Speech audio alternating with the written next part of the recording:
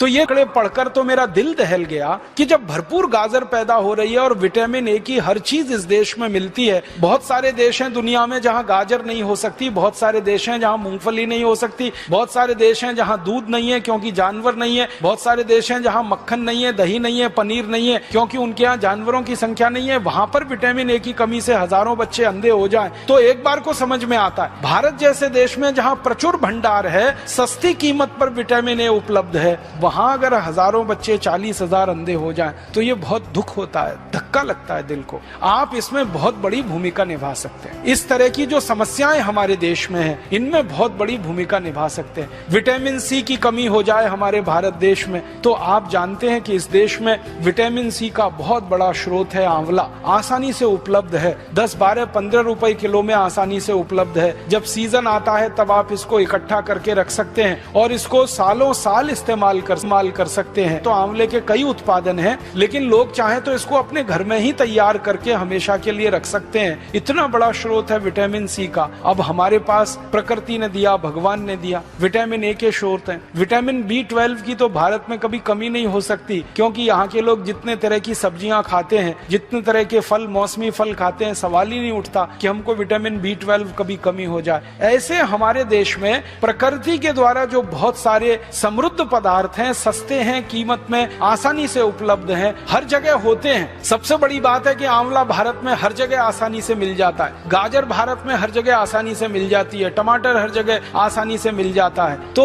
क्यों नहीं हम इनका हमारे मरीजों में, हमारे देश के साधारण नागरिकों में प्रचलन बढ़ाएं और इस प्रचलन को हमारे देश में जितना ज्यादा आप बढ़ा देंगे, हमारे मरीजों की फालतू दवाओं पर निर्भरता उतनी कम हो जाएगी। कैल्शियम की कमी के आपके पास जितने सारे मरीज आते हैं और आप उनको कैल्शियम के बहुत सारे स्रोत बताते हैं और आप भारत में बहुत सारी सस्ती चीजों से कैल्शियम को उपलब्ध करा सकते हैं। सबसे आसानी से कैल्शियम हमारे यहाँ उपलब्ध है चूने के पत्थर के रूप में, और चूने का पत्थर एक 50 पैसे का बाजार से खरीदो, पानी में डाल के उसको रखो तो इतना चूना बन जाता है कि साल, 2 साल, 5 साल, 10 साल हम बहुत आसानी से अपने कैल्शियम की पूरे परिवार की जरूरत कम कर सकते हैं। आप भारत के लोगों को एक छोटी सी बात कहिए, विनम्रता से मैं आपसे कहना चाहता हूँ, कुछ लोगों से कहिए कि कैल्शियम की कमी पूरी करनी है तो सेंडोज की गोलियां ले आते हैं। कैल्शियम सेंडोज की सैकड़ों रुपए की गोलियां आती हैं। बेचारा गरीब आदमी तो सोच के ही परेशान हो जाता है, फिर उसका खर्चा बहुत बढ़ जाता है। माताओं को अक्सर गर्भावस्था के समय में कैल्शियम की गोलियां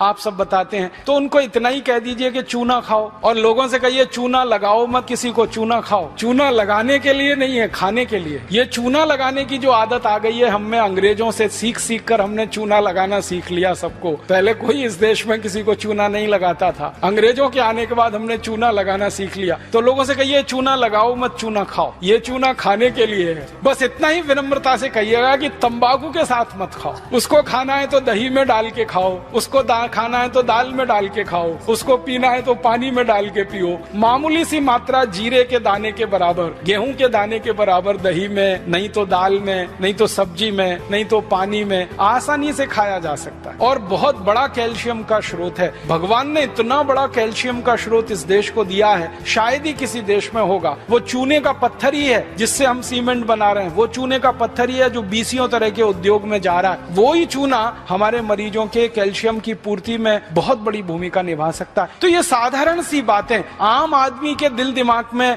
बहुत जल्दी बैठ जाती हैं, लेकिन आप कहेंगे तो ज्यादा अच्छे से। कोई दूसरा कहेगा ना तो कुतर्क करेगा, तुम क्या डॉक्टर हो, तुमको क्या मालूम है। लेकिन जब कोई डॉक्टर उसको कह रहा है तो बहुत गहराई से, एक तो परंपरा से आई हुई है बात, चूना उसके दादाजी खाते थे, दादाजी के दादाजी खाते थे, वो भी खाते थे, देखा है उसने, फिर आपने और जोड़ दिया उसमें कि ये कैल्शियम का सबसे बड़ा भंडार है, तो बात तो पक्की बैठ जाएगी उसके मन में। फिर वो अपनी जीवन शैली को इस तरह से बना लेगा कि सेंडोज की गोलियां खा खाकर करोड़ों रुपए एक विदेशी कंपनी को देना, क्योंकि आप जानते हैं सेंडोज जो है विदेशी कंपनी है, उसके करोड़ों रुपए का धंधा सिर्फ ये गोलियों का ही है। और ये धंधा हम भारतवासियों के अनजाने में, गैर जानकारी में हो रहा है। अगर ये जानकारी बढ़ जाए भारतवासियों की तो बहुत बड़ा काम आप सब मिलकर कर पाएंगे। तो मेरा एक ही विनम्र आपसे कहने का प्रयास है वो ये कि आप थोड़ा एजुकेशन, किसी भी पेशेंट को थोड़ी एजुकेशन दीजिए, थोड़ी शिक्षा दीजिए, सामान्य ज्ञान उसको बताते जाइए ताकि वो गंभीर बीमारियों से बचता रहे, अपने परिवार को भी बचाता रहे।